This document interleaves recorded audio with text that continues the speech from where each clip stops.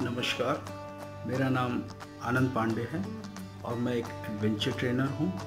आज मैं आपको एक नॉट जिसका नाम है क्लो हिच, उसको आपके साथ शेयर करने आया हूँ।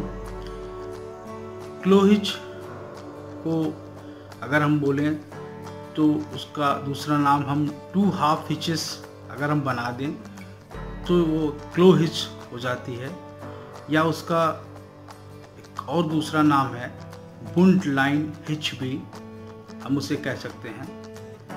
और एक क्रॉसिंग नॉट है और इसको लोकल लैंग्वेज में कूठा फांस भी कहा जाता है।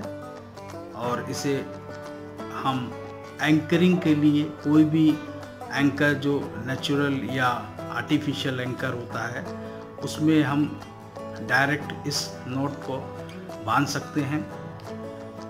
ये नॉट काफ़ी इम्पॉर्टेंट नॉट होती है और इसका बांधने का जो तरीका है मैं सबसे पहले आपको बताना चाहता हूँ। इसको 2 तरीके से बांधते हैं। इसमें पहला तरीका होता है, अगर मैं इस रोप को इस तरह से लूँ, एक आउटसाइड, ये आउटसाइड है और ये इनसाइड मेरी तरफ है, और मैं इस रोप को अगर दोनों को क्रॉस करके इस तरह से बना लूँ तो ये एक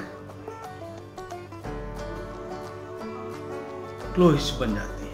ये देखिए आपके सामने क्लो हिच बन गई है। इसका फेस आपकी तरफ में घुमा रहा हूँ, ये देखिए क्लो हिच बन जाती है। फिर से एक बार देखिए,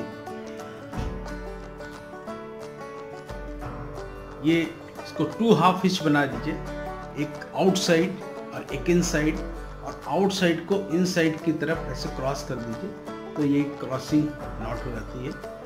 इसका एक तरीका तो ये होता है बनाने का, और दूसरा तरीका होता है, अगर मुझे कोई ऑब्जेक्ट है जिसको, बड़ा ऑब्जेक्ट को अगर लपेटना है तो उसका दूसरा मेथड होता है कि मैं उस रोप को इस तरह से क्रॉस करूं उसके पास से, और यहाँ से मैं इसको क्रॉस करूं।